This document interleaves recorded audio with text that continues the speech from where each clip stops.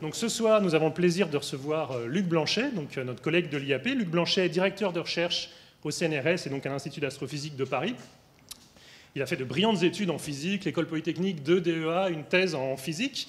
Puis il est parti travailler au California Institute of Technology aux États-Unis. Puis il a rejoint comme chercheur au CNRS le département d'astrophysique et de relativité et de cosmologie, le DARC, à l'Observatoire de Meudon. Il a eu un bref séjour où il a un petit peu quitté la recherche, où il a travaillé à la Société européenne de propulsion en tant qu'ingénieur. Et puis il a rejoint l'Institut d'astrophysique de Paris il y a une bonne quinzaine d'années, je pense, où il a rejoint le groupe Gravitation et Cosmologie. Donc Luc Blanchet est un spécialiste mondialement reconnu, notamment pour la théorie classique de la relativité générale. Donc cette théorie qu'il applique à de nombreux domaines, notamment le rayonnement gravitationnel des systèmes binaires d'objets compacts, l'interprétation théorique des tests expérimentaux du principe d'équivalence ou les formulations alternatives à la question de la matière noire en cosmologie. Luc Blanchet enseigne également la physique et notamment la relativité générale dans de nombreuses formations. Moi-même, je l'ai eu en tant que professeur pendant mon DEA et j'en ai un très bon souvenir. Je me souviens bien de la clarté, la précision des cours. Ses travaux lui ont valu de nombreux prix, notamment le prix Langevin de physique de l'Académie des sciences et puis récemment le Special Breakthrough Prize in Fundamental Physics qui a été attribué à toutes les personnes qui ont contribué à la première détection directe des ondes gravitationnelles, dont probablement vous avez entendu parler, c'est probablement pour ça que vous êtes là. Donc un résultat extrêmement important qui a été annoncé le 11 février dernier, sauf erreur. C'est vraiment un résultat extrêmement important. Je pense que beaucoup de physiciens, de personnes qui s'intéressent à ça se souviennent de ce jour-là, comment ils ont appris ce résultat et comment ils l'ont perçu. Et donc aujourd'hui, Luc va nous en parler, donc je t'en prie. Merci beaucoup Guillaume pour l'introduction. Donc ce soir, on va parler, comme tu l'as dit, de cette découverte très importante qui a été annoncée en février dernier, mais qui remonte à septembre 2015, de la détection directe du rayonnement gravitationnel par une expérience sur Terre et qui a été produite par la collision et la fusion de systèmes de 2 trous noirs avec des masses allant jusqu'à des masses de plusieurs dizaines de fois la masse du Soleil à des grandes distances en astronomie. Alors cette découverte est très importante, non pas parce qu'elle nous montre que le rayonnement gravitationnel existe, là il n'y avait plus de doute sur l'existence du rayonnement gravitationnel, parce qu'on avait déjà eu des évidences indirectes de l'existence du rayonnement gravitationnel en astronomie. Je vais vous parler du système binaire, le pulsar binaire, qui avait déjà été la première évidence quantitativement précise sur le rayonnement gravitationnel, mais il y avait eu d'autres systèmes avant, connus des astronomes, dans notre galaxie, pour lesquels il y avait une évidence indirecte que le rayonnement gravitationnel existe et joue un rôle dans la dynamique de ces systèmes. Donc en fait, cette découverte est importante parce qu'elle permet d'avoir un nouveau moyen d'accès à l'astronomie, une nouvelle fenêtre d'observation en astronomie qui va être très différente et en fait complémentaire de l'astronomie traditionnelle qui est basée sur l'observation du rayonnement électromagnétique, la lumière, à toutes les longueurs d'onde, comme vous le savez, des ondes radio aux infrarouges, aux visibles, à l'ultraviolet, aux rayons X, et puis aussi comme vous le savez sûrement, il y a aussi une astronomie de rayons électromagnétiques, de photons encore plus énergétiques qui sont sous forme de rayons gamma. Eh bien, l'astronomie des ondes gravitationnelles, ou l'astronomie gravitationnelle plus simplement qui s'ouvre, va permettre des observations qui sont souvent radicalement distinctes, différentes des observations de l'astronomie traditionnelle. Et la raison, c'est que le rayonnement gravitationnel a des propriétés spécifiques très différentes du rayonnement électromagnétique des photons. En particulier, eh bien, on va faire dans cet exposé une analogie bien connue, qui est que le rayonnement gravitationnel, en fait, est assez analogue, est assez similaire au rayonnement sonore. Donc on peut imaginer que cette astronomie gravitationnelle qui commence, eh bien, permettra d'écouter le ciel, d'écouter l'univers, toutes les sources qui se produisent dans l'univers, on les entendra, en plus de les voir grâce à l'astronomie traditionnelle. Il y a aussi d'autres propriétés qui sont très très intéressantes, je vais en mentionner plusieurs pendant l'exposé, mais déjà, le rayonnement gravitationnel est un rayonnement qui interagit extrêmement peu avec la matière. Et donc ça, c'est très important pour cette astronomie, parce que ça va permettre d'observer des sources, ou d'écouter plus exactement, des sources qui sont à des grandes distances, sachant que le rayonnement traverse impunément des énormes quantités de matière.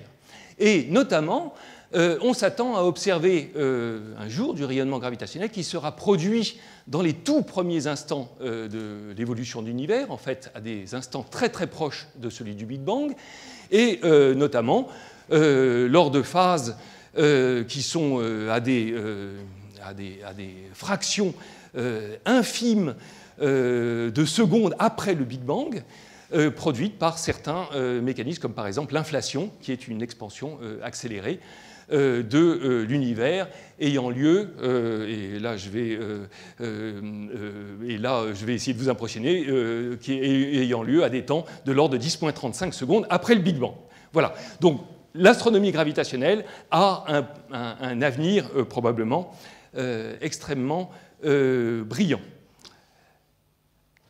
Alors, on peut bien sûr faire remonter l'histoire du rayonnement gravitationnel à la relativité restreinte de 1905 de Einstein, Lorentz et Poincaré, qui avait montré qu'il fallait reformuler la physique en utilisant un nouveau groupe d'invariance, un nouveau groupe de relativité. Contrairement à ce qu'on pense souvent, la relativité ne vient pas d'Einstein, mais en fait de Galilée. Et la physique précédente du XIXe siècle, tout au moins la mécanique, était basée sur le groupe d'invariance de Galilée. Et Einstein, Lorentz et Poincaré ont montré qu'il fallait reformuler, changer ce groupe d'invariance en un nouveau groupe qui est le groupe de Lorentz-Poincaré, qui laisse invariantes les équations de l'électromagnétisme, les équations de Maxwell pour l'électromagnétisme. C'était Lorentz qui avait montré que les équations de Maxwell de l'électromagnétisme sont invariantes par les transformations de Lorentz. Sa preuve que ces équations sont totalement invariantes par le groupe était en fait un petit peu incomplète et a été complétée par Poincaré, qui avait notamment introduit le fameux intervalle qui est invariant sous ces transformations de Lorentz et qui après deviendra la distance dans l'espace-temps lorsque la relativité restreinte aura été reformulée par Minkowski quelques années après sous la forme d'une théorie d'espace-temps. L'espace-temps plat, l'espace-temps de Minkowski. C'est Einstein qui a montré comment réécrire la mécanique de façon à ce qu'elle soit invariante par ce nouveau groupe de transformation qu'on appelle maintenant groupe de Lorentz-Poincaré. Et bien sûr, tous ces travaux théoriques étaient motivés par des expériences, et on savait notamment depuis 1851, par l'expérience de Fizeau, que le groupe de Galilée ne marche pas toujours. Dans l'expérience de Fizeau, on mesure la vitesse de la lumière par rapport à de l'eau qui circule. La lumière passe dans l'eau et il y a un flot d'eau, et on mesure la lumière par rapport au courant d'eau. Et Fizeau avait déjà montré à l'époque que les lois de transformation de Galilée ne marchent pas. En l'occurrence, la loi d'addition des vitesses de Galilée, simplement vitesse absolue égale vitesse d'entraînement plus vitesse relative, ne fonctionne pas pour la lumière. Et puis, c'est bien sûr les expériences fameuses de Michelson et Morley, qui sont des expériences d'interférométrie, qui avaient tenté de mesurer la vitesse de la Terre par rapport à un milieu qu'on appelait l'éther et qui était le milieu dans lequel se propagent les ondes électromagnétiques dans la théorie de Maxwell, sachant que la théorie de Maxwell n'est pas invariante par le groupe de Galilée. Il doit y avoir un référentiel privilégié dans lequel la lumière a la vitesse c que l'on connaît, et l'idée était de mesurer la vitesse de la Terre par rapport à cet éther. Et évidemment, comme vous le savez, le résultat de l'expérience était négatif, ce qui a montré qu'en fait on faisait face à une nouvelle relativité. Et puis immédiatement s'est posé le problème de la gravitation. La gravitation, les lois de Newton n'étaient pas invariantes par ce nouveau groupe d'invariance, et Poincaré, déjà en 1906, avait proposé une première théorie de la gravitation relativiste. il prenait simplement l'équation de Poisson de la théorie de Newton, et puis il remplaçait un laplacien par un d'alembertien, il utilisait une équation d'onde à la place, ce qui la rendait cohérente avec les transformations de Lorentz. Et il avait introduit déjà à cette époque le concept de onde gravifique, un concept d'onde gravitationnelle à un état, donc, dans une théorie un peu primitive de l'époque. Et puis c'est bien sûr Einstein qui s'est lancé après sur le problème de la gravitation pour la rendre compatible avec la relativité restreinte. Dans l'esprit d'Einstein, pour construire une théorie de la gravitation, le fait expérimental de base, disons le fait le plus important pour la force gravitationnelle, c'est ce qu'on appelle maintenant le principe d'équivalence d'Einstein, qui a des propriétés, qui a des conséquences importantes pour notre astronomie gravitationnelle et pour la construction de la gravitation, qui est en fait la traduction moderne de l'égalité bien connue de chute libre de tous les corps dans un champ de gravitation donné, indépendamment de la nature des corps et de leur structure interne. Ce qui se traduit par une égalité entre deux coefficients de masse qui traduisent les corps, la masse inertielle, qui n'est rien d'autre que l'énergie grâce à la fameuse formule E égale mc2 de Einstein 1905, qui est toujours égale pour tous les corps à la masse gravitationnelle, qui est l'analogue gravitationnel de la charge électrique. Ce fait expérimental, qu'on appelle quelquefois universalité de la chute libre des corps, a été complété par Einstein dans ces années-là, 1907-1910, en disant que si tous les corps, indépendamment de leur structure interne, tombent de la même façon, c'est-à-dire avec la même accélération dans un champ de gravitation, eh bien, on peut définir des systèmes de référence qui vont tomber en même temps que tous les corps.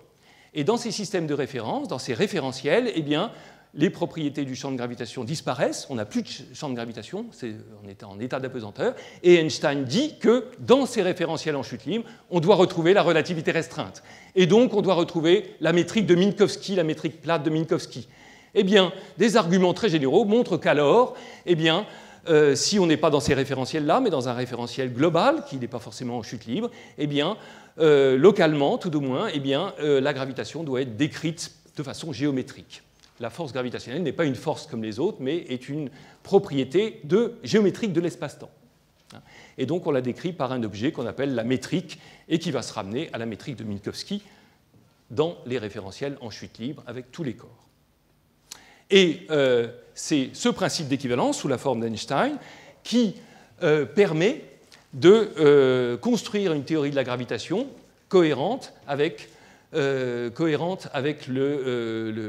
relativité restreinte.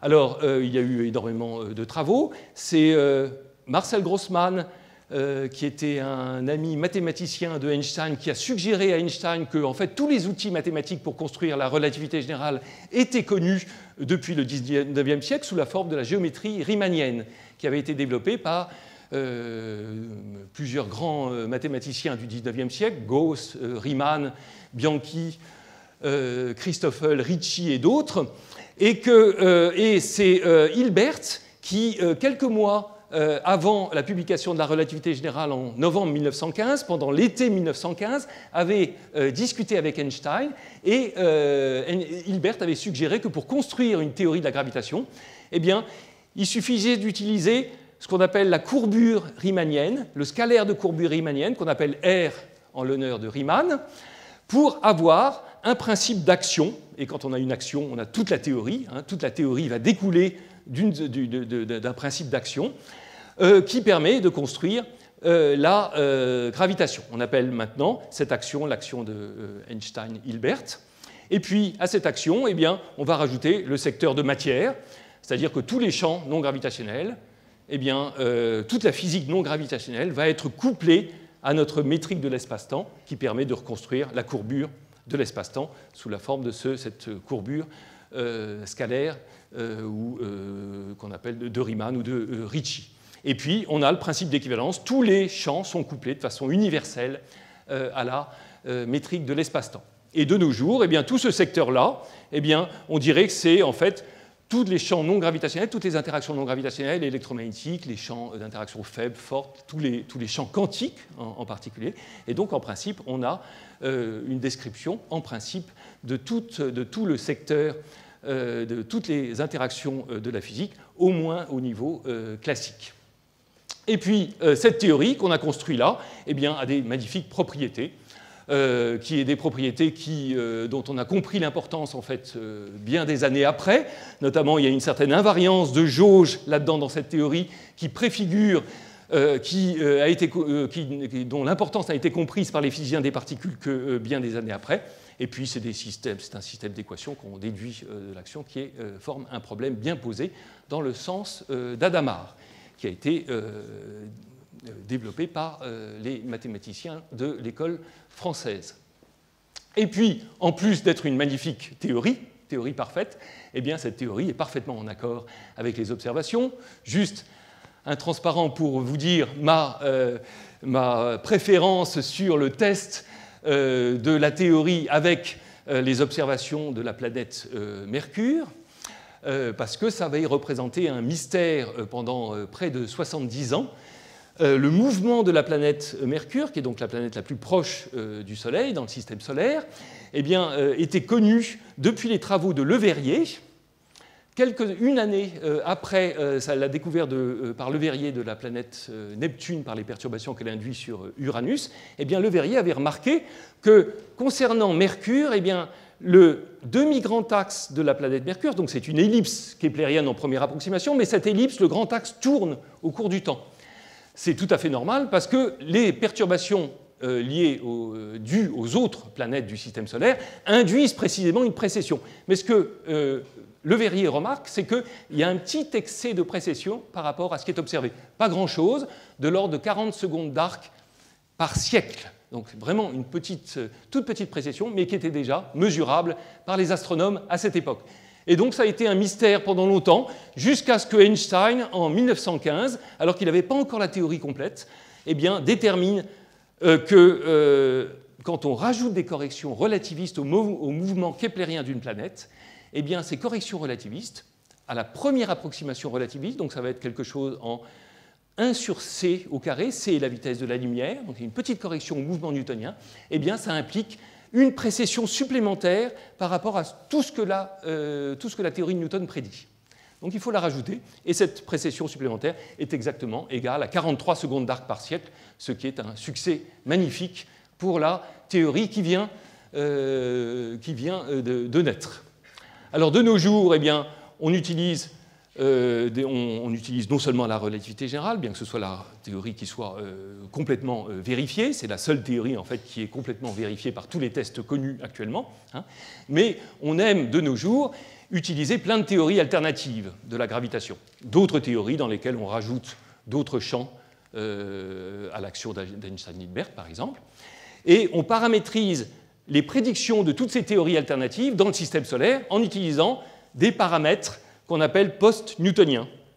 Donc en champ faible, si vous voulez, une théorie donnée, qui ne sera pas forcément la relativité générale, va prévoir une certaine précession qui va dépendre des valeurs de ces paramètres. Et puis par définition, on va dire que ces paramètres, on va les prendre égaux à 1 dans le cas de la relativité générale. Et à ce moment-là, le but des astronomes eh bien, va être de vérifier, de mesurer ces paramètres, bêta et gamma, et puis il y en a d'autres aussi plus compliqués que je ne vais pas mentionner, et puis de les mesurer, et puis de vérifier, d'essayer de vérifier quelle est la bonne théorie de la gravitation. Et ces paramètres sont maintenant mesurés à moins que 10-4, 10-5 par des tas de mesures dans le système solaire, très précises, et les valeurs sont en parfait accord avec la relativité générale, donc à 10-4 près ou 10-5 près en fonction des cas.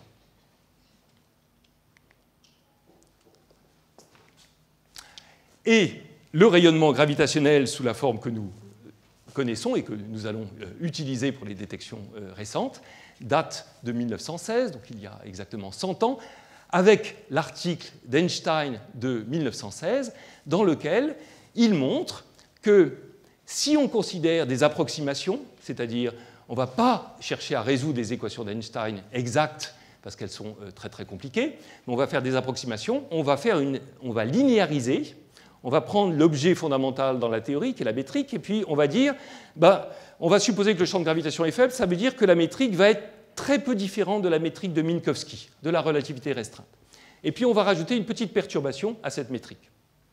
Alors là, c'est en fait, en principe, la métrique de Minkowski, et vous savez que la métrique de Minkowski a ce qu'on appelle une signature moins 1, plus 1, plus 1, plus 1. Ce n'est pas tout à fait une métrique euclidienne. La composante temporelle, c'est moins 1 au lieu de plus 1. C'est assez étrange, mais c'est comme ça.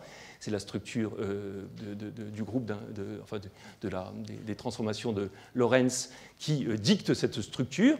Du temps d'Einstein, en fait, Einstein, lui, il préférait revenir à une métrique euclidienne, avec une signature 1, 1, 1, 1, 1, que des 1, même pour la composante 0, en utilisant un temps imaginaire. Donc c'est pour ça que vous avez là un delta qui est la métrique de Kronecker, euclidienne, qui est juste la métrique unité. De nos jours, on n'aime pas faire ça, on aime bien laisser apparaître le temps réel. On n'aime pas passer en temps imaginaire, et donc on utilise réellement la signature minkowskienne de la métrique qui est là. Et Einstein, dans son article, montre que la perturbation qui est là va obéir. Donc elle obéit les équations d'Einstein qui vont être linéarisées. On travaille au premier ordre dans cette approximation. Et à cet ordre-là, eh bien, la métrique obéit à des équations d'ondes. On voit apparaître l'opérateur des ondes, l'opérateur d'Alembertien, qui avait été introduit par d'Alembert dans son traité de la dynamique de 1743, je crois. Et donc, on a, Einstein conclut à l'existence d'ondes gravitationnelles qui vont se propager à la vitesse de la lumière. Alors en fait, dans cet article, Einstein fait pas mal d'erreurs. Là, en fait, quand on fait le calcul proprement, eh bien, cette perturbation qui est là, c'est la perturbation de la métrique. Il faut utiliser des variables auxiliaires, et puis ce sont uniquement ces variables auxiliaires qui satisfont les bonnes équations des ondes dans une certaine jauge.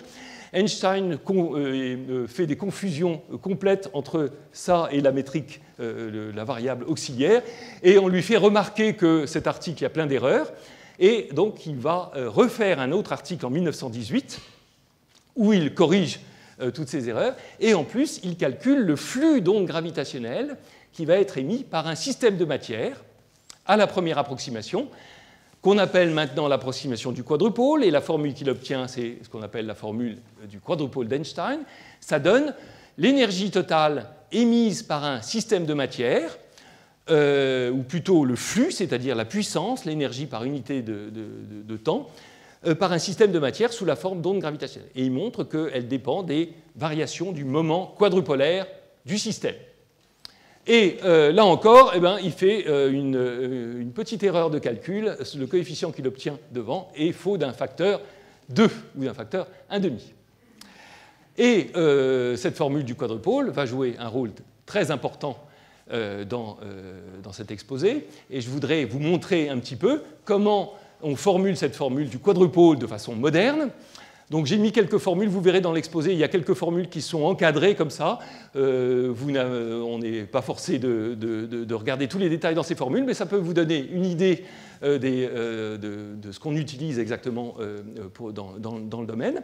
Donc de nos jours, en fait, on distingue plusieurs formules du quadrupôle. Il y a la formule du quadrupôle pour le champ lui-même, c'est-à-dire le petit h, qui est la perturbation par rapport à la métrique de Minkowski. C'est vraiment l'onde gravitationnelle, et c'est un nombre sans dimension. Ça a une valeur, c'est un nombre, 10 moins quelque chose, sans dimension, et ça dépend des variations du moment quadrupolaire de la source, hein, et puis ça va décroître comme 1 sur la distance de la source. Plus vous êtes loin, plus ça va être tout petit. Et puis la formule d'Einstein, proprement dite, c'est celle pour le flux d'ondes gravitationnelles, le flux d'énergie d'ondes gravitationnelles. Et puis vous avez une formule qui est un petit peu plus difficile à obtenir, qui est une formule pour ce qu'on appelle la réaction de rayonnement. Qu'est-ce que c'est? Eh bien, quand vous avez votre système de matière, donc il oscille, il émet des ondes gravitationnelles, et bien sûr, les ondes vont emporter de l'énergie du système, du moment cinétique et d'autres quantités. Et donc il y aura une modification de l'état de vibration de votre source. Et ça se traduit par l'apparition d'une petite force dans les équations du mouvement de votre système de matière, qui est toute petite, vous voyez, un 1 sur C5 qui est là. Dans le jargon, on appelle ça un ordre post-newtonien, 2,5 post-newtonien, V sur C puissance 5. Le jargon a été introduit par Chandrasekhar, qui, avec ses collaborateurs, a été l'un des premiers à établir ce type de formule qui est valable pour un système de matière quelconque qui émet du rayonnement gravitationnel. Mais le calcul n'est pas facile parce qu'en fait, évidemment, c'est un calcul qui est dans le système de matière, mais ça dépend du champ d'onde très loin du système, puisque on doit, par exemple, on doit imposer qu'il n'y a pas d'autres systèmes à l'extérieur qui vont perturber la dynamique de notre système que l'on regarde.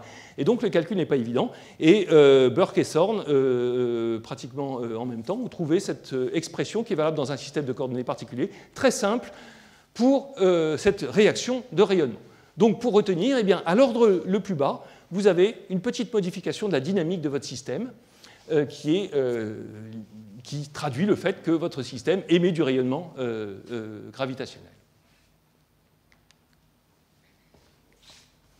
Alors, bien sûr, là, comme je le disais tout à l'heure, la première évidence, disons, quantitativement très précise du rayonnement gravitationnel, ça a été le pulsar binaire, le PSR 1913+16, qui a été découvert par Hulse et Taylor. Donc c'est un pulsar, une étoile à neutrons qui émet des pulses radiaux le long de son axe magnétique et puis qui diffère de l'axe de spin de l'étoile à neutrons. Et donc on observe les pulses radiaux émis par le pulsar. Et immédiatement, par analyse des temps d'arrivée des pulses radiaux sur Terre, eh bien, Hulse et Taylor ont déduit que ce pulsar, en fait, par effet Doppler simplement, est en orbite autour d'une autre étoile à neutrons. Et ce système a permis, après plusieurs années d'observation, de montrer que la période orbitale du système, du pulsar binaire autour de son compagnon, qui est une autre étoile à neutrons, eh bien, qui est à peu près de l'ordre de 8h40, eh bien, décroît très légèrement au cours du temps. C'est-à-dire que P point, dP sur dt, si vous voulez, est un tout petit nombre qui vaut à peu près 10-12, moins 10-12, qui est un nombre sans dimension, donc extrêmement petit. C'est un des nombres les plus précis que l'on a obtenu en astronomie. Et ceci est à comparer avec la prédiction théorique de la relativité générale, si le système émet du rayonnement gravitationnel, mais en fait plus précisément de la formule du quadrupôle d'Einstein, que je vous montrais. Cette formule du quadrupôle nous permet d'obtenir une formule un peu compliquée, que j'ai marquée donc encadrée là pour mettre l'accent sur ce type de formule, et qui nous permet d'avoir la prédiction théorique complète.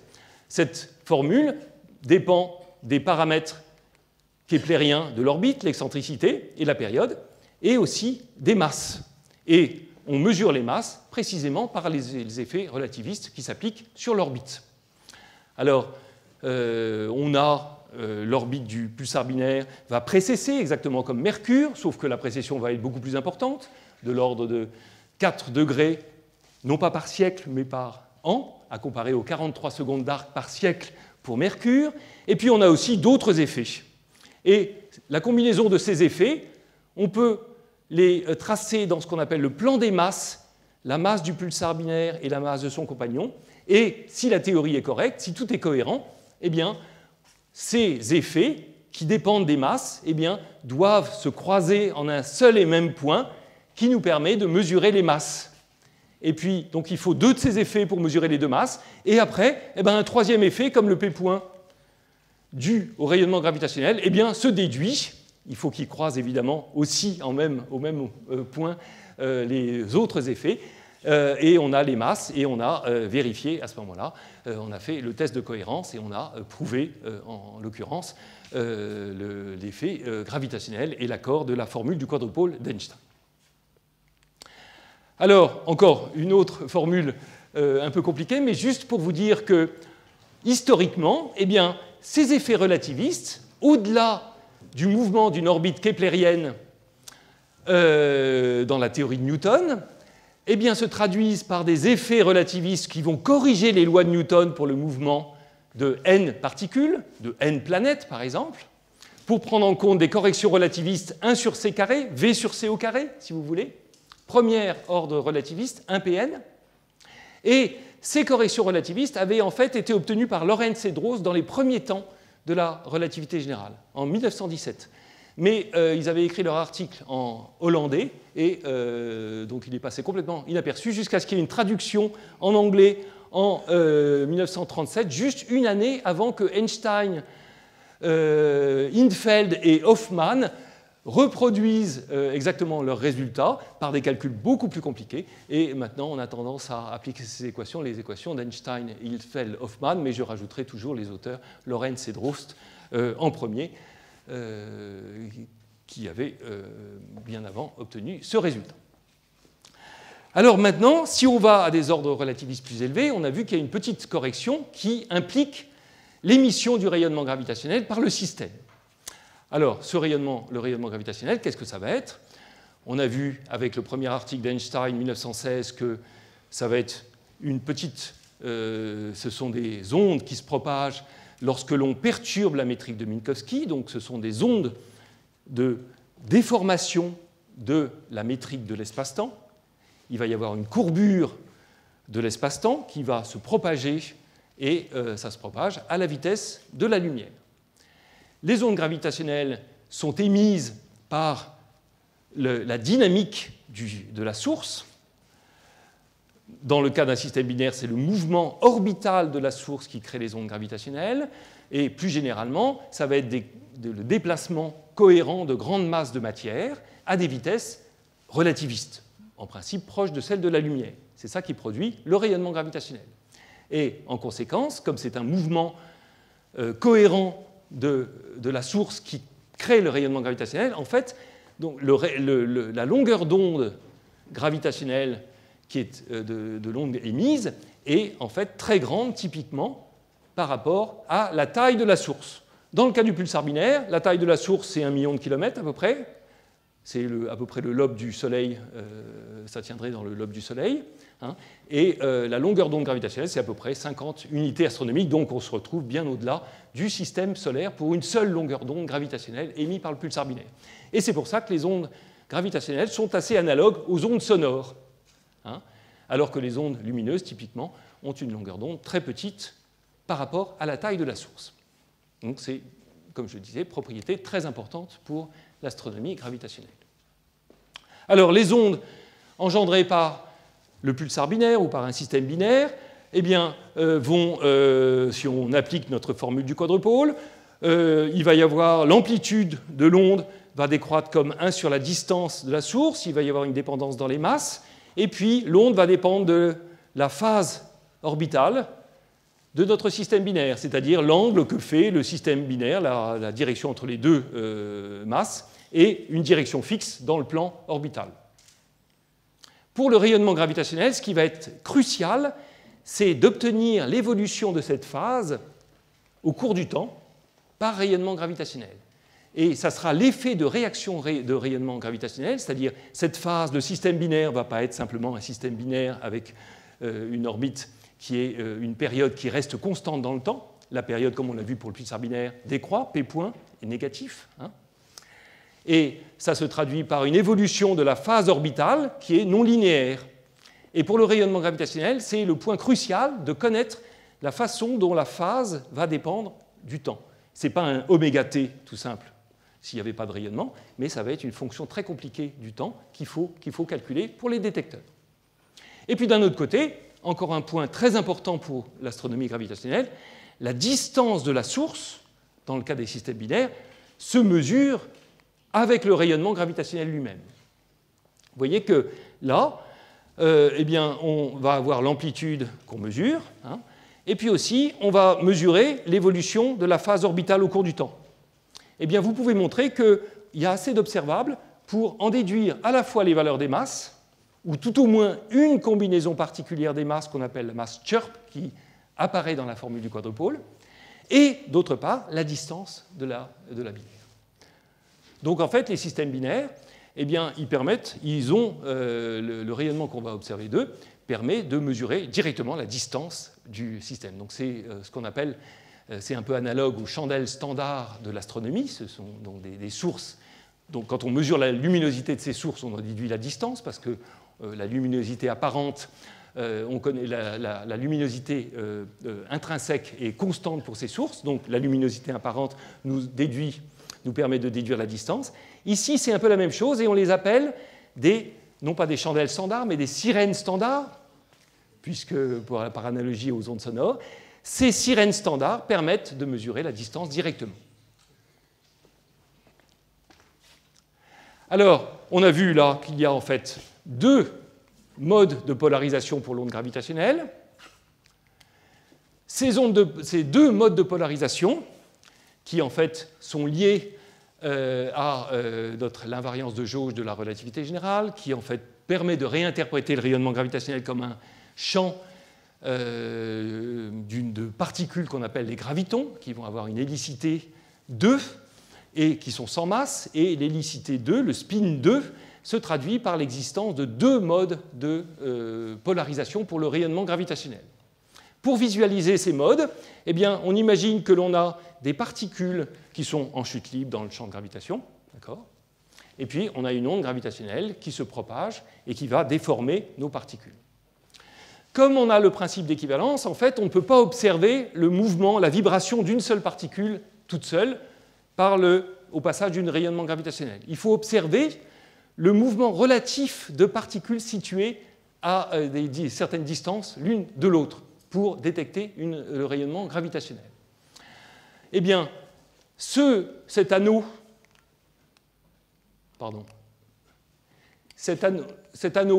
de particules, là, au passage du rayonnement gravitationnel, va être déformé en une ellipse, et cette ellipse eh bien, va pulser selon deux directions orthogonales pour un mode, et puis pour le deuxième mode, selon les deux directions en diagonale de ces deux directions orthogonales. Ou alors, eh bien, on peut définir deux modes de polarisation indépendants, qui sont des polarisations circulaires, tournant à gauche et tournant à droite, excusez-moi. Et ces polarisations circulaires, de nouveau, ces deux polarisations circulaires forment une base pour n'importe quelle onde gravitationnelle qui va se décomposer toujours comme une certaine combinaison linéaire de ces deux modes, soit les polarisations plus et croix dans la notation standard, plus et croix qui sont là, soit les deux modes de polarisation circulaires. Ça, c'est la prédiction de la relativité générale. Ça correspond à un champ de spin 2, le graviton qui a spin 2, un pur spin 2, et il n'y a pas d'autre champ. Mais dans des théories alternatives, vous allez pouvoir avoir d'autres champs, et dans une théorie alternative, la plus générale possible, en accord en fait avec l'invariance de Lorentz, vous pouvez montrer on s'attend à avoir plus de 2 modes de polarisation, et au maximum 6 modes de polarisation. Pour une théorie alternative générale, vous allez avoir les 2 modes de polarisation associés au champ de spin 2, la relativité générale, les H+ et H croix de tout à l'heure. Et puis vous pouvez aussi avoir un mode scalaire, si vous rajoutez un champ scalaire à votre théorie. Là, le mode, eh bien, au lieu de vibrer comme ça perpendiculairement à la direction de propagation, donc là vous avez l'onde qui se dirige vers vous, et là vous allez avoir un mode qui renfle et qui se rétrécit perpendiculairement, transversalement à la direction de propagation de la source. Et puis vous pouvez aussi avoir d'autres modes. Il y a un mode vectoriel qui se déforme le long de l'axe de propagation de l'onde, donc dans cette direction-là, la direction Z. Et puis on a un mode aussi qu'on appelle le mode longitudinal. Eh bien, en testant ces modes-là, eh bien, on va avoir des tests de la relativité générale par les ondes gravitationnelles. On pourrait mesurer l'existence d'un champ scalaire par le mode scalaire qui est là. Mais aussi, par exemple, on peut tester une théorie vectorielle, et comme j'ai parlé du graviton tout à l'heure, eh bien, il y a maintenant un ensemble de théories modernes pour la gravitation dans lequel le graviton n'est pas sans masse mais a une masse. Donc on sait maintenant construire, il y a une théorie moderne pour la gravitation massive. Eh bien, dans ces théories-là, eh bien, il n'y a pas 2 modes de polarisation, mais il y en a 5. Et le mode qu'on appelle longitudinal, en fait, n'existe pas dans ces théories, et les théoriciens de ce domaine disent que c'est un mode qui n'existe pas, qui est annulé, et s'il existait, en fait, ça détruirait la théorie. C'est ce qu'on appelle un fantôme. Donc, tester les modes de polarisation avec les ondes gravitationnelles vont permettre d'avoir des informations sur les théories alternatives de la gravitation. Alors, maintenant, quelques mots sur la détection des ondes gravitationnelles. Alors, historiquement, c'est Weber qui a été le pionnier dans ce domaine-là, en introduisant ce qu'on appelle maintenant les barres de Weber, qui sont des cylindres métalliques que Weber a proposés pour... ce sont des cylindres qui vont vibrer au passage d'une onde gravitationnelle, et l'idée, c'est de mesurer les vibrations de ces cylindres et d'en déduire le rayonnement gravitationnel. Bien entendu, dans l'idée de Weber, il faut que les vibrations soient amplifiées par le passage de l'onde gravitationnelle, ce qui fait qu'on travaille, en fait, on va observer le rayonnement gravitationnel à une fréquence qui est proche d'un mode de vibration caractéristique de ces cylindres. Donc il y a des fréquences de caractéristiques de ces cylindres qui sont typiquement de l'ordre du kilohertz, et cette expérience permettrait de découvrir le rayonnement gravitationnel à ces fréquences-là. Malheureusement, c'est des expériences extrêmement difficiles qui ont été améliorées jusque dans les années 2000, notamment en refroidissant à des températures très très basses les cylindres, de façon à avoir une meilleure sensibilité. Et ces expériences n'ont pas réussi à détecter le rayonnement gravitationnel, n'avaient pas une sensibilité assez bonne pour le rayonnement gravitationnel, et ces expériences ont en fait été surpassées par des expériences basées sur l'interférométrie laser. Des énormes interféromètres de type Michelson, comme ceux de Michelson-Morley, mais avec des bras très grands, de plusieurs kilomètres de long, et en plus avec des cavités résonantes dans chacun des bras, qu'on appelle aussi cavités de Fabry-Perot, du nom de deux physiciens du XIXe siècle qui les ont introduites en physique. Donc on a un laser, généralement un laser à YAG dans les expériences actuelles, qui va, donc avec peut-être une dizaine de watts, ou quelques dizaines de watts d'entrée, et puis ce laser envoie son faisceau sur une séparatrice qui va couper les deux faisceaux le long des deux bras, et puis les deux faisceaux dans chacun des bras vont rentrer dans ces cavités résonantes où la puissance électromagnétique lumineuse va s'accumuler dans les bras jusqu'à des dizaines de kilowatts, et puis à la sortie de l'instrument, on va mesurer la figure de frange d'interférence éventuellement due au passage d'une onde gravitationnelle.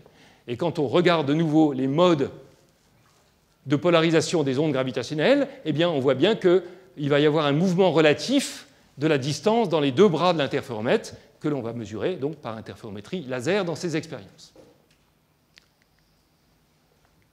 Pardon. Alors maintenant, on a des expériences construites au sol. Il y a les détecteurs américains de la collaboration LIGO. Il y a le détecteur Virgo en Italie, franco-italien, et puis il y a un plus petit détecteur en Allemagne.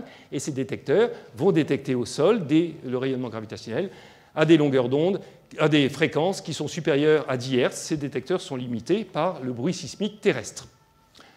On a maintenant un réseau de détecteurs d'ondes gravitationnelles qui est en construction, donc de nouveau les deux détecteurs américains, le détecteur franco-italien en Italie, le détecteur Géo qui est plus petit, donc qui a une sensibilité moins bonne, les autres c'est 3 km ou 4 km, et puis on va avoir un détecteur dans l'avenir construit au Japon, et puis aussi peut-être un détecteur en Inde.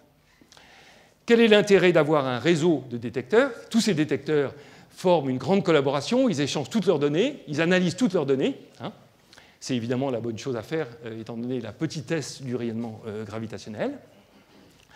L'intérêt d'avoir plusieurs détecteurs est évidemment qu'on peut faire des coïncidences et donc réduire les taux de fausses alarmes dans les détecteurs. Évidemment, on va rechercher uniquement des signaux coïncidents dans tous ces détecteurs. Mais il y a aussi, et peut-être surtout, un intérêt pour l'astronomie gravitationnelle ça va permettre de localiser de façon précise la direction d'arrivée des signaux gravitationnels, c'est-à-dire localiser les sources. Prenons l'exemple d'une binaire d'étoiles à neutrons, située à grande distance, mettons 160 mégaparsecs pour ce cas-là. Eh bien, si vous avez les deux détecteurs américains à Hanford et Livingstone, plus le détecteur Virgo, eh bien, vous allez localiser la direction de la source dans le ciel relativement bien.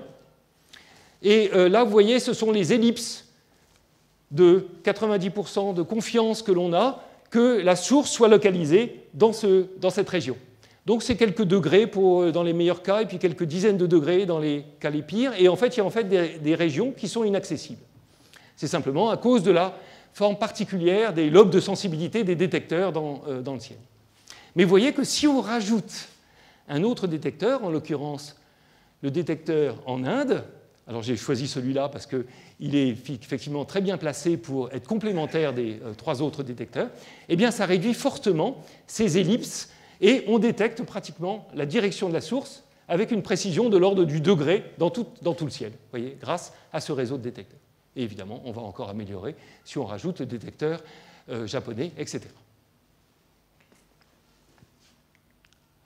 Alors, typiquement, dans ces expériences, eh bien, on va avoir une courbe de sensibilité en fonction de la fréquence, c'est-à-dire qu'on va pouvoir observer tout ce qui est au-dessus de cette courbe, et cette courbe de sensibilité est donnée par tous les bruits, toutes les perturbations qu'il y a dans l'expérience, et il y en a pour être très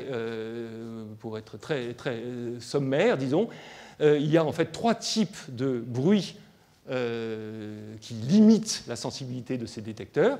Il y a d'une part le bruit de photons à haute fréquence, et puis à basse fréquence, comme je le disais, il y a le bruit sismique terrestre qui limite la sensibilité de ces détecteurs à une fréquence de l'ordre de 10 ou 30 Hz. Et puis dans les fréquences intermédiaires, vous avez le bruit thermique. Les miroirs dans l'interféromètre sont en fait à température ambiante, donc il y a un bruit thermique qui limite la sensibilité des détecteurs à fréquence intermédiaire. Et puis, bientôt, j'espère, dans une quinzaine d'années probablement, eh bien, on aura des détecteurs dans l'espace qui, eux, ne seront pas limités par le bruit sismique terrestre et donc pourront observer à des fréquences beaucoup plus basses, de l'ordre de 10-4 Hz à 10-1 Hz ou 10-2 Hz. Ce sont de nouveau des interféromètres géants, mais encore plus grands, avec des bras qui vont faire peut-être entre 1 et 5 millions de kilomètres dans les divers projets qui sont présentés, et notamment ce détecteur qu'on appelle ELISA, qui est un projet de l'Agence spatiale européenne qui a été sélectionné pour les grandes missions de l'Agence spatiale européenne pour un lancement peut-être en 2030 ou peut-être prévu en 2034, mais qui sera peut-être avancé en 2030, peut-être. Alors, ces détecteurs vont observer à basse fréquence, ce qui veut dire pour le rayonnement gravitationnel qu'ils vont observer des sources de beaucoup plus grande masse. La fréquence du rayonnement gravitationnel est directement associée à la masse. Pour les observations des détecteurs à haute fréquence, c'est-à-dire les détecteurs terrestres, donc là de nouveau, là en fonction de la fréquence, donc ça c'est l'amplitude gravitationnelle. En fonction de la fréquence, vous avez les courbes de sensibilité des détecteurs au sol. Donc là, on reconnaît Virgo, Virgo avancé, LIGO, GEO, etc. Et ça correspond typiquement à des masses qui sont des masses stellaires, soit des étoiles à neutrons, soit des trous noirs stellaires, jusqu'à des masses de l'ordre de 5 à 10, voire 20 ou 50 masses solaires. Et puis, à plus basse fréquence, eh bien, pour les détecteurs dans l'espace, donc de nouveau, il va y avoir une courbe de sensibilité de ce type-là, eh bien, on va typiquement avoir des masses beaucoup plus importantes de l'ordre de 10 puissance 6 ou 10 puissance 7 masses solaires. Et ces détecteurs vont être sensibles donc, à des binaires de trous noirs supermassifs, on va mentionner ça juste après, et puis aussi ce qu'on appelle des MRI, je vais le mentionner aussi.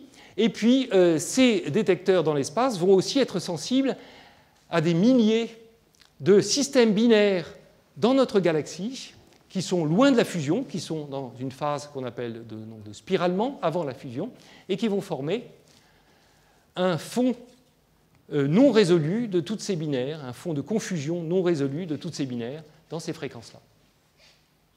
Et puis d'un autre côté, les détecteurs au sol eh bien, seraient sensibles à une supernova si elle explosait dans notre galaxie, donc proche dans notre galaxie, et ça c'est quelque chose de très intéressant pour la génération actuelle de détecteurs, c'est que la prochaine supernova, si on a la chance qu'elle explose bientôt, eh bien, devrait être détectés par les détecteurs actuels au sol. Et puis aussi, il y a une sensibilité sur les émissions d'ondes gravitationnelles produites par des pulsars, la rotation de pulsars, et qui émet des ondes périodiques que les détecteurs actuellement recherchent activement. Et puis, à très très basse fréquence, il y a aussi d'autres moyens de détecter le rayonnement gravitationnel grâce à des pulsars millisecondes dans notre galaxie, et on observe les pulses de ces pulsars millisecondes et la modification éventuelle de l'amplitude de ces pulses et du redshift de ces pulses liés au passage éventuel d'une onde gravitationnelle. Et ces détecteurs-là, cette façon de détecter, qui est en grand progrès actuellement, va tenter de mesurer aussi le spiralement et la coalescence de systèmes binaires de trous noirs supermassifs. Mais pour l'instant, ils n'ont encore rien détecté, et donc il n'y a que des limites supérieures à l'existence de ces systèmes. Donc, on a dit, pour les détecteurs au sol, on a là le spiralement et la fusion d'étoiles à neutrons. On attend beaucoup ces détections parce que on va pouvoir faire beaucoup de physique très intéressante, notamment concernant la structure interne des étoiles à neutrons, la physique, l'équation d'état de la matière dense dans les étoiles à neutrons.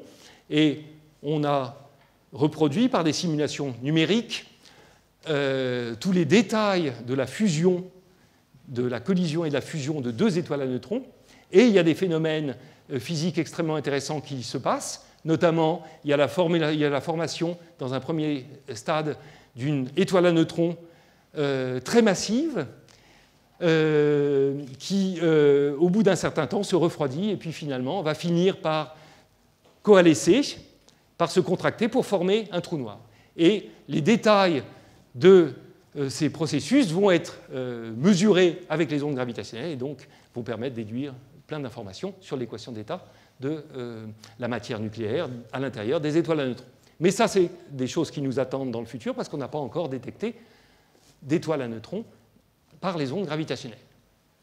On va avoir des trous noirs de taille stellaire, jusqu'à peut-être 50 masses solaires pour les détecteurs au sol, et puis, comme je le disais, pour les détecteurs dans l'espace, eh bien, des trous noirs supermassifs. Je vais peut-être aller un petit peu plus vite parce que je vois que le temps passe. J'ai encore combien de temps ? Enfin, je vais essayer d'accélérer un petit peu. Alors, pour les détecteurs dans l'espace, on a des binaires supermassives qui vont être analysés par les détecteurs. Et l'intérêt de ces détecteurs, c'est que dans l'espace, c'est qu'on va observer la coalescence de ces binaires n'importe où dans l'univers, à des très très grands redshifts. Ici, on montre pour un système binaire de deux trous noirs supermassifs avec des masses de 10 puissance 6 ou 10 puissance 7 masses solaires, eh bien que ces détecteurs vont permettre de mesurer à des redshifts très grands, peut-être jusqu'à 10 ou 15. Et on accède là à des âges extrêmement lointains de l'évolution de l'univers, ce qu'on appelle les âges sombres de la cosmologie, donc pour vous montrer la puissance de ces détecteurs dans l'espace. Et puis, je le mentionnais aussi, on va aussi avoir des trous noirs stellaires qui vont être en orbite autour de trous noirs supermassifs et qui vont engendrer des ondes gravitationnelles. Et ces systèmes sont en fait très intéressants pour faire des tests de la relativité générale. On va vérifier les propriétés du trou noir central, vérifier que c'est vraiment un trou noir prédit par la relativité générale. On va vérifier les théorèmes sur les trous noirs qui disent que le trou noir est nécessairement un trou noir de Kerr, dit de Kerr, qui est décrit uniquement par sa masse et son spin. Et donc tout ça, ça pourra être vérifié par le rayonnement gravitationnel. Et puis, le nombre de systèmes que l'on attend pour les détecteurs au sol, eh bien, d'une part, on a les binaires d'étoiles à neutrons, et le nombre de ces binaires d'étoiles à neutrons eh bien, est estimé à partir des pulsars des pulsars binaires que l'on a dans notre galaxie, comme le pulsar PSR 1913, plus 16 de Hulse et Taylor, et sachant que l'on a quelques pulsars binaires dans notre galaxie, eh bien, on en déduit une estimation du nombre de coalescences d'étoiles à neutrons pour les détecteurs actuels. La version actuelle des détecteurs, qui sont les détecteurs avancés. Et là, vous voyez, on s'attend à avoir entre 2 et 200 événements par an de coalescence d'étoiles à neutrons pour les détecteurs avancés, disons quand ils atteindront la phase avancée, la sensibilité avancée probablement vers 2018. Ils en sont pour l'instant pas très loin, mais pas encore tout à fait. Et puis, les systèmes de trous noirs, binaires de trous noirs, eh bien, jusqu'à la détection récente, eh bien, on n'avait pas vraiment d'idée du nombre de ces trous noirs binaires auxquels il fallait s'attendre pour les détections. La seule chose que les gens faisaient, c'est qu'on faisait des scénarios d'évolution de systèmes binaires d'étoiles qui vont se former, donc le temps va vers le bas. À partir de systèmes binaires d'étoiles normales qui évoluent, eh bien, on va d'abord avoir une première explosion d'une supernova qui va former un premier trou noir. Et puis après, en fonction des valeurs des masses des deux étoiles, et puis après, la deuxième étoile va passer par une phase évoluée. On s'attend à ce qu'il y ait une phase dans laquelle il y a une enveloppe commune qui va entourer notre système de deux trous noirs, et finalement, les deux trous noirs vont évoluer par rayonnement gravitationnel et finir par fusionner et produire du rayonnement gravitationnel. Alors ça, c'est très intéressant, parce qu'en fait, ça nous dit qu'il faut un mécanisme qui permet de rapprocher les deux trous noirs très près l'un de l'autre avant qu'ils puissent évoluer par rayonnement gravitationnel sur des temps qui ne soient pas trop longs, disons, dans un temps de Hubble. Et les observations qu'on a maintenant montrent que, en fait, cette phase où il y a une enveloppe commune qui aide beaucoup par friction dynamique à rapprocher les deux trous noirs l'un de l'autre, a probablement lieu dans les mécanismes de formation des trous noirs qui sont observés par rayonnement gravitationnel actuellement. Et puis, avant les détections, en fait, les gens avaient peu d'idées du nombre de systèmes de trous noirs que l'on devait attendre, et en fonction de différents paramètres, on avait des estimations très différentes du nombre de ces trous noirs. Il s'avère que ces trous noirs, et notamment la masse des trous noirs, dépend de quelques paramètres cruciaux dans ces modèles d'évolution. Et un des paramètres cruciaux est ce qu'on appelle la métallicité. Quand vous avez une étoile qui va exploser en supernova et former un trou noir par effondrement gravitationnel, la masse du trou noir dépend de la métallicité de l'étoile. Donc pour faire simple, en fait, on appelle métal tous les éléments qui sont plus lourds que l'hélium dans l'étoile. Et s'il y a une métallicité trop importante, très importante, ça va, les couches externes de l'étoile vont être opaques au rayonnement, qui sont issus du cœur de l'étoile au moment de la supernova, et donc la radiation va éjecter beaucoup de matière, toutes les couches externes, et cette matière va donc échapper à l'effondrement gravitationnel, et les trous noirs seront produits avec des masses relativement faibles. Et jusqu'à l'événement de septembre, on n'avait pas d'idée, on n'avait pas imaginé, les gens n'avaient pas imaginé qu'il puisse y avoir des trous noirs binaires avec des masses aussi importantes. Donc, juste maintenant, il y a énormément de travaux qui sont effectués, de comprendre, avec ces mécanismes d'évolution dont j'ai parlé, comprendre comment des trous noirs binaires de cette masse ont-ils pu se former. Alors, en septembre dernier, le 14 septembre dernier, les détecteurs de la collaboration LIGO, les deux détecteurs américains LIGO, ont observé un signal gravitationnel caractéristique. On les observe d'abord, ils ont été observés d'abord dans ce qu'on appelle un diagramme temps-fréquence, où on analyse le signal dans la fréquence du signal, la façon dont elle évolue au cours du temps, et les détecteurs ont vu ces montées en fréquence caractéristique d'un signal gravitationnel. Pourquoi ? Une montée en fréquence montre qu'en fait, il y a une perte d'énergie par rayonnement gravitationnel. La montée en fréquence implique qu'il y a une diminution de la taille de la source et donc émission d'énergie sous forme d'onde gravitationnelle. Donc cette forme-là, en forme de cou de girafe, si vous voulez, était exactement la forme attendue pour ces détecteurs. Et puis, le signal brut observé est donné par là, avec où on voit la forme caractéristique de l'onde. En unité, j'ai dit que c'était sans dimension, donc c'est en fait, là, c'est en unité de 10-21. 10-21. Extrêmement fine perturbation de la longueur relative des bras de l'interféromètre, qui a exactement la forme du signal attendu, parce que, donc voilà les deux signaux qui ont été observés dans les deux détecteurs LIGO, et superposés à ces signaux observés, qui sont ceux-là en fait, eh bien, on fait un ajustement des données par le signal le plus probable, d'une part en bleu avec une forme d'onde qu'on appelle une forme d'ondelette, c'est en fait une somme d'ondelettes, donc c'est ce qui permet d'avoir le signal le plus probable grâce à une série d'ondelettes, mais ça n'a pas de signification physique, ça ne vient pas d'un modèle physique, et puis d'autre part, le modèle physique, qui est en fait la prédiction de la relativité générale pour la connaissance de deux trous noirs, qui s'ajuste aussi parfaitement aux données. Alors, les deux détecteurs ont vu les deux signaux avec un petit décalage en temps de 7 millisecondes. Comme ils sont distants de 3000 km, ça fait 10 millisecondes lumière entre les deux détecteurs, donc c'est totalement consistant, et ça permet d'avoir une indication sur la direction du signal, qui se trouve être localisé dans une région du ciel de l'ordre de 400 degrés carrés. Et puis d'un autre côté, je vous ai dit qu'on mesure la distance qui se trouve dans ce cas être égale à 400 mégaparsecs.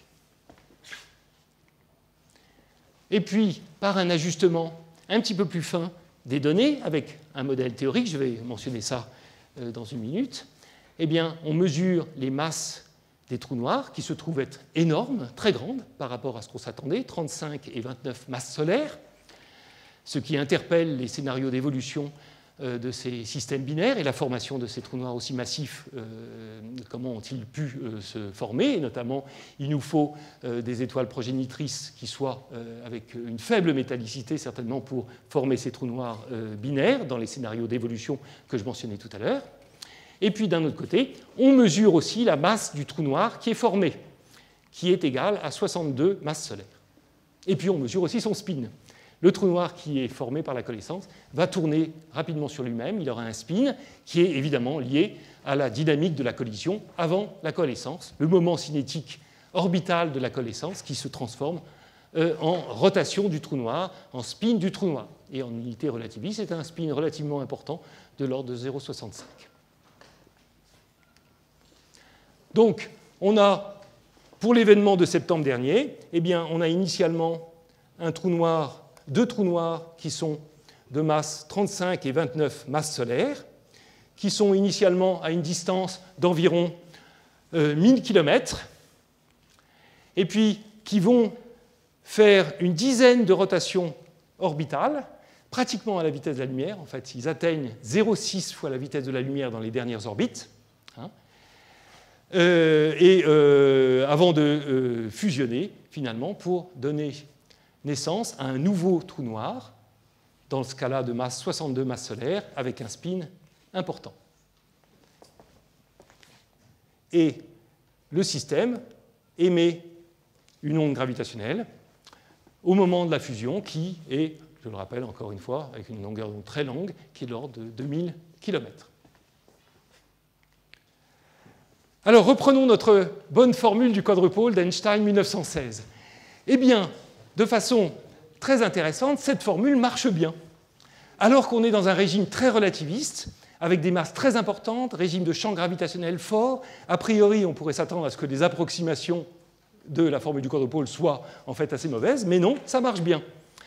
Avec la formule du quadrupôle, on a accès à une certaine combinaison des masses qu'on appelle la masse chirp, la masse de gazouillement gravitationnel qui fait référence au son de l'onde gravitationnelle qui est un petit peu comme le gazouillement d'un oiseau. Et avec cette masse, eh bien, on prédit qu'il y a une certaine fréquence et puis une certaine évolution de la fréquence. Eh bien, on peut mesurer donc directement cette masse à partir du signal observé et on trouve que cette masse chirp vaut 30 masses solaires, ce qui donne une idée de la masse totale qui est de l'ordre de 60 à 70 masses solaires, ce qui est exactement ça.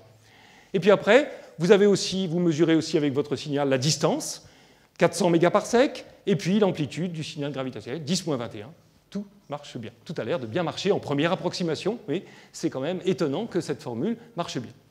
La distance 400 mégaparsecs, ça fait 1,3 milliard d'années-lumière, ça peut sembler beaucoup, mais en fait c'est une distance très proche d'un point de vue cosmologique. Le redshift gravitationnel, c'est 0,1 à ceci. Donc c'est quand même relativement proche par rapport à la cosmologie. Et puis le trou noir final, c'est 62 masses solaires. Les deux trous noirs initiaux, c'est 35 et 29 masses solaires. Le compte n'y est pas, il y a 3 masses solaires qui manquent, et ces 3 masses solaires ont été émises sous forme d'ondes gravitationnelles. Donc il y a une énergie considérable qui a été émise en un temps extrêmement court, de l'ordre d'une fraction de seconde. Il y a 10 puissance, qui correspond à 10 puissance 49 watts qui ont été émis par rayonnement gravitationnel, ce qui est absolument gigantesque, mais d'un point de vue relativiste, c'est relativement faible par rapport à la puissance maximale à laquelle on peut s'attendre pour l'émission du rayonnement gravitationnel, qui est donnée par une combinaison unique entre C et G, C5 sur G. Donc on pourrait imaginer, on a un facteur 10-3, on pourrait imaginer, et peut-être que l'astronomie gravitationnelle future nous révélera certaines surprises, on pourrait imaginer des sources qui soient encore plus puissantes que les systèmes binaires pour le rayonnement, qui pourraient atteindre peut-être ces ordres maximum.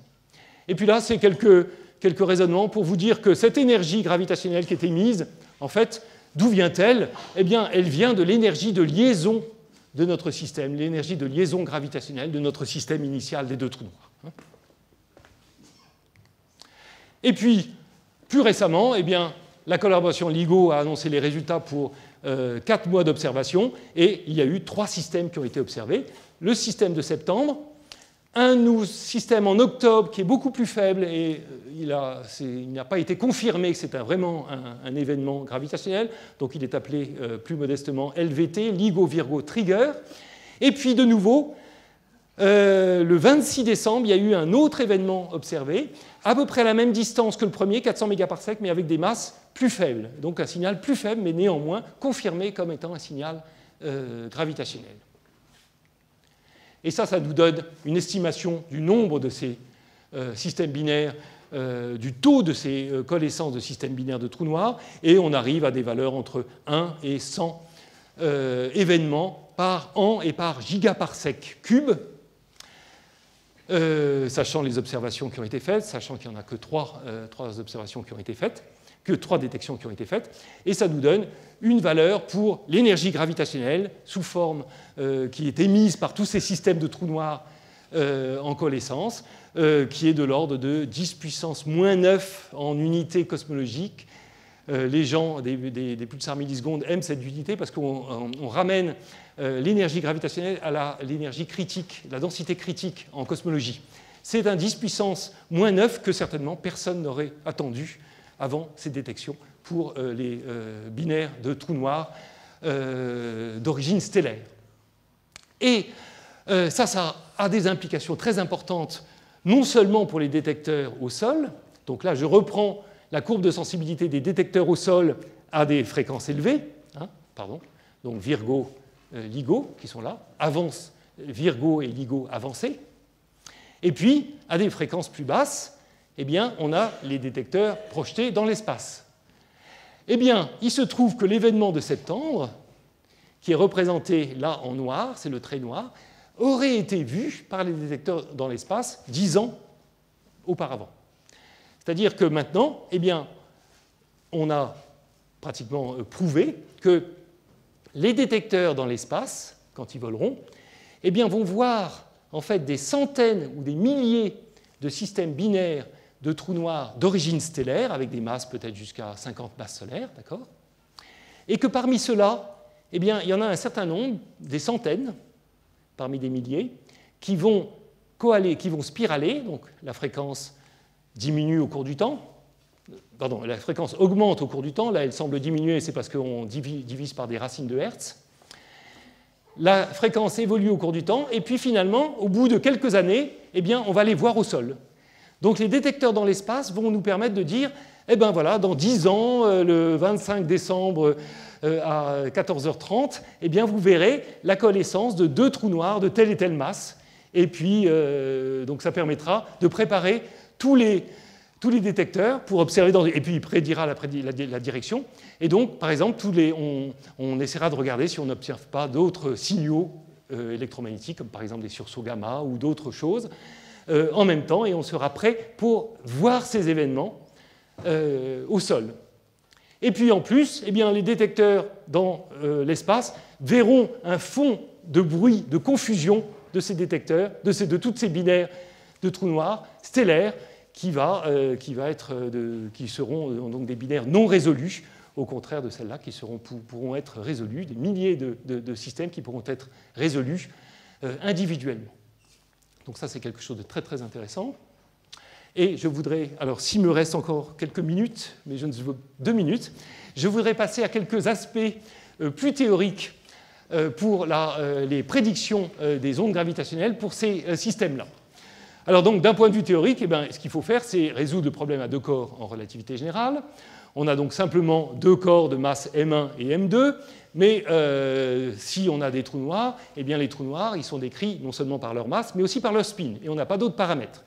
Donc on va aussi avoir des spins qui vont modifier et compliquer beaucoup la dynamique, et notamment, avec la présence de ces spins des trous noirs, on va avoir des effets de précession des spins eux-mêmes autour du moment cinétique total de la binaire, et puis des précessions du plan orbital qu'il faut calculer et ajuster aux données. Et ça, ce n'est pas une mince affaire pour les gens qui font l'analyse des données.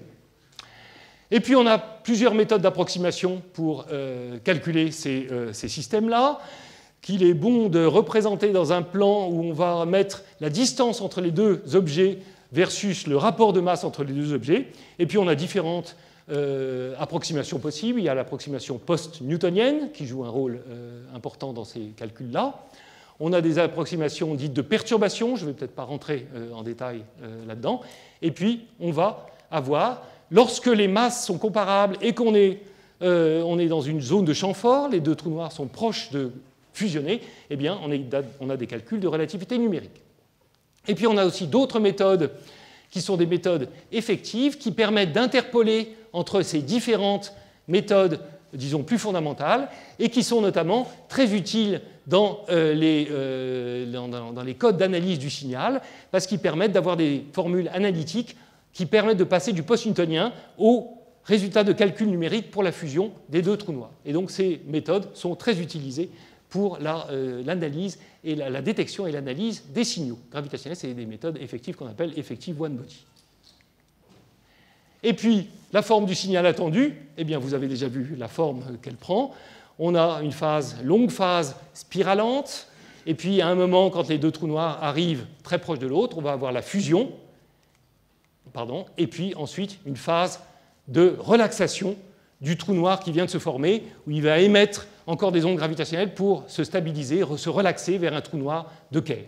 Et puis les méthodes d'approximation dont j'ai parlé vont être valables dans ces différentes phases, notamment le post-newtonien initial et la relativité numérique dans la phase finale, et puis ces phases vont se raccorder entre elles. En fait, c'est plus compliqué parce qu'en fait, il faut des méthodes. On utilise dans l'analyse du signal ces méthodes effectives, notamment parce que la relativité numérique met des mois et des mois pour faire le calcul de quelques orbites. Or, alors voilà, la relativité numérique en 2005 a réussi à calculer la phase finale de la coalescence de 2 trous noirs. Ça a été un grand succès. Donc c'est exactement cette phase qui est représentée en bleu, ce signal qui est en bleu. On ne connaissait pas avant cette partie-là du signal. On ne connaissait que la partie initiale, post-newtonienne. Et puis, comme je l'ai dit, la chose cruciale pour détecter ces binaires, sauf dans le cas extrême où on a des signaux extrêmement forts, eh bien, c'est le nombre de cycles qu'on va observer dans la bande des détecteurs. Alors jusqu'à présent, les 3 signaux gravitationnels qui ont été observés, l'événement de septembre, celui d'octobre moins sûr et l'événement de Noël, décembre 2015, eh bien, observent entre une dizaine et une vingtaine, une cinquantaine de cycles orbitaux. Et donc, on a très bon accès à la phase spiralante, à la phase de relaxation finale aussi, et il y a des tests de la relativité générale qui sont possibles dans cette phase-là. Et puis, on a, dans le meilleur des cas, une cinquantaine de cycles orbitaux pour tester la phase initiale spiralante. Lorsqu'on aura des étoiles à neutrons, eh bien, on aura dans la bande de fréquence des détecteurs, un grand nombre de cycles, 20 000 cycles, qui devront être utilisés pour extraire ces signaux du bruit des détecteurs. Donc on a toute une... on anticipe qu'il va falloir suivre l'évolution de la phase orbitale et le nombre de cycles très précisément, et on le fait avec la théorie post-newtonienne. Donc dans les années 90, eh bien, il y a eu un papier du groupe de Caltech qui a montré que dans le cas des binaires spiralantes d'étoiles à neutrons pour les détecteurs LIGO, Virgo, eh bien, pour détecter, et bien sûr pour analyser, mais en fait déjà pour détecter, il faut développer le signal gravitationnel à des ordres très élevés, au-delà de la formule du quadrupôle, qui a donné des si bons résultats dans le cas du pulsar binaire. Et notamment l'approximation 3PN ou 4PN, au-delà de la formule du quadrupôle, va être nécessaire, ou tout au moins sera testé pour là. Et finalement, enfin, je voudrais mentionner donc, le résultat de ces calculs-là, par encore une fois une grosse formule que j'ai mis encore en encadré, qui vous montre le flux d'ondes gravitationnelles. C'est lui qui régit l'évolution de la phase orbitale de la binaire, qui est le paramètre crucial à suivre pendant la détection et l'analyse, développé jusqu'à des ordres post-newtoniens élevés, ce qui... Pardon. Au-delà de la formule du quadrupôle, et à ce moment-là, il y a énormément de termes d'effets non linéaires prévus par la relativité générale qui sont, disons, encodés dans ces coefficients, dans ces paramètres coefficients post-newtoniens. Et notamment les effets qu'on appelle en français de sillage d'ondes gravitationnelles, qui sont des effets non linéaires dans la propagation du rayonnement gravitationnel, à partir de sa source jusqu'au détecteur. Ce sont des effets qui... font que le rayonnement gravitationnel se déplace sur un espace-temps courbe, et il y a des effets de rediffusion qui se traduisent par des effets post-newtoniens dans toutes ces formes d'ondes qui sont calculées par la théorie post-newtonienne analytiquement. Et puis, on a des effets encore plus compliqués, etc. Et donc, ça correspond en fait à des développements qui peuvent être vus comme des développements en diagramme de Feynman en théorie des champs. Et puis, la collaboration LIGO-Virgo a récemment donc, mesure, avec de l'événement notamment de décembre, il y a une cinquantaine de cycles orbitaux, eh bien, les paramètres post-newtoniens sont mesurés déjà avec une certaine précision qui est relativement bonne jusqu'à des ordres élevés. Et notamment, il y a un des paramètres qui est mesuré avec une assez bonne précision et qui est précisément la preuve expérimentale, disons que ces effets non linéaires prévus par la relativité générale se trouvent exactement comme il faut dans le signal observé. Et puis, juste pour terminer, je voudrais mentionner, comme j'ai parlé beaucoup de théories alternatives et de théories de gravitons, il y a une possibilité qui a été faite avec le signal gravitationnel des binaires de mesurer la masse du graviton. Enfin, pas de mesurer la masse du graviton, d'avoir une limite supérieure sur la masse du graviton. Si le graviton a une masse, eh bien, la vitesse de propagation des ondes gravitationnelles varie au cours du spiralement jusqu'à partir de la phase initiale où la vitesse de propagation va augmenter au cours du temps, puisque la fréquence du signal gravitationnel augmente au cours du temps et que l'énergie des ondes gravitationnelles va être directement liée à la fréquence orbitale de la binaire, eh bien, il y a la possibilité de tester la masse du graviton, éventuellement. Et on trouve, la collaboration LIGO-Virgo a obtenu une valeur supérieure de la masse du graviton qui est de l'ordre de 10-22 électronvolts, qui est relativement bonne. Et je vais m'arrêter là. Merci.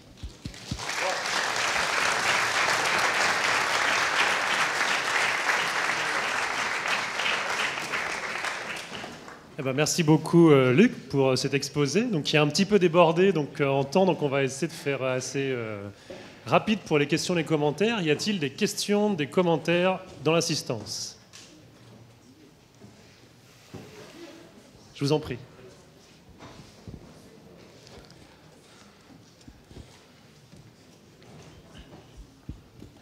Merci pour cet exposé. Vous avez cité des théories alternatives, et en particulier celle à champ scalaire, donc avec un spin 2 et un spin 0. Oui, oui, oui.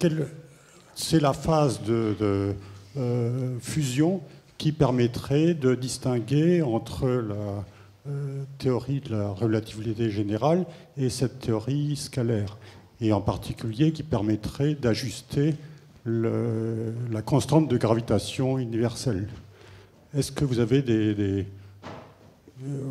je sais qu'on fait des gabarits sur ce sujet qui pourraient permettre d'avoir une meilleure précision sur la constante de gravitation. Alors, dans le cas des théories tenseurs scalaires, malheureusement, pour les événements observés, on ne peut pas faire de test de ces théories tenseurs scalaires.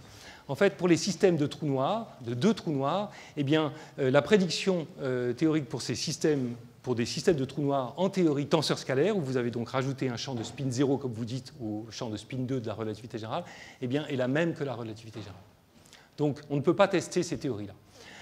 On pourra les tester quand on a des systèmes très dissymétriques, où vous aurez par exemple un trou noir avec une étoile à neutrons, où à ce moment-là, la phase de spiralement et la phase de fusion vont permettre de tester ces théories-là.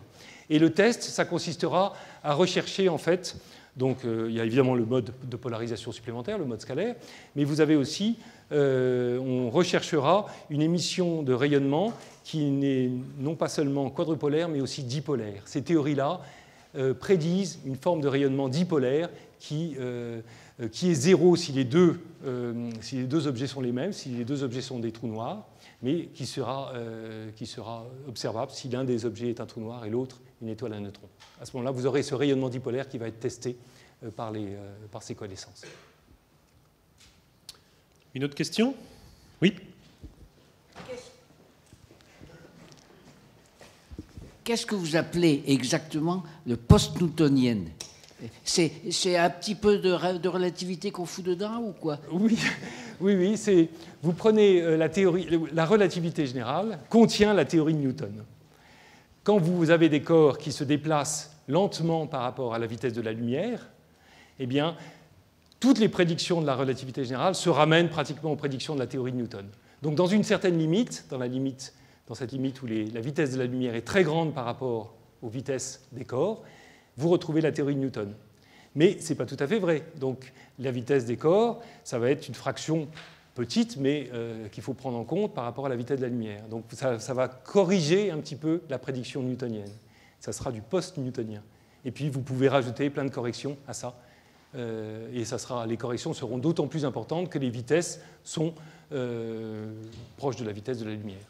C'est ce qu'on appelle la théorie post-newtonienne. Une autre question? Plus de questions? Moi, je vois. S'il y en a une? Ah, il y en a une. Vous avez dit que quand il y aura ELISA en orbite, pardon? Vous avez dit quand il y aura le système ELISA en orbite en 2030, est-ce qu'à ce moment-là, on sera, je dirais pas proche, voir ou entendre le début du Big Bang ou quelque chose comme ça? Alors, les détecteurs comme ELISA ne vont pas permettre probablement de tester d'observer des ondes gravitationnelles qui sont émises lors du Big Bang. Notamment les ondes gravitationnelles qui seraient émises lors de l'inflation, j'en parlais un petit peu dans l'introduction, eh bien, ne seront probablement pas détectables par les détecteurs dans l'espace. Par contre, il y a des spéculations sur d'autres types de rayonnements gravitationnels qui sont produits en cosmologie, notamment s'il y a des transitions de phase dans l'univers primordial, qui se passent bien après l'inflation, mais quand même dans des époques primordiales, notamment à une échelle d'énergie qui est comparable à la transition qu'on appelle électrofaible, des énergies de l'ordre de 100 ou 200 GeV, eh bien, l'ISA pourrait être sensible à certaines transitions de phase qui se passent à cette époque-là. Mais ça reste spéculatif. Alors, y a-t-il une dernière question dans la salle? Oui. J'ai vu que vous avez eu le Breakthrough Science Prize, un truc comme ça. 3 millions de dollars? Oui, mais à partager Oui, mais il y a la collaboration LIGO-Virgo, c'est 1000 personnes. Et puis, il y a aussi les fondateurs de la collaboration LIGO qui sont à part et c'est-à-dire Kip Thorne, Ron Driver et Rainer Weiss qui se taillent la part du lion de ça. La collaboration LIGO-Virgo, les articles publiés sur la détection, c'est 1000 physiciens expérimentateurs, enfin essentiellement expérimentateurs. Il y a aussi beaucoup d'analystes du signal, beaucoup de numériciens qui font des calculs numériques. Donc c'est cet ordre de grandeur, 1000 personnes, et puis c'est comparable aux articles de mesure de détection du boson de Higgs au CERN, au LHC, où c'est des collaborations de 1000 à 1500 physiciens. C'était une grosse collaboration, un gros travail d'équipe. Voilà, on peut dire que l'IAP est très heureux d'avoir d'entre ses murs l'un des personnes qui ont reçu ce prix et de t'avoir écouté pour cette conférence ce soir, Luc. Donc merci beaucoup et puis merci d'être venu.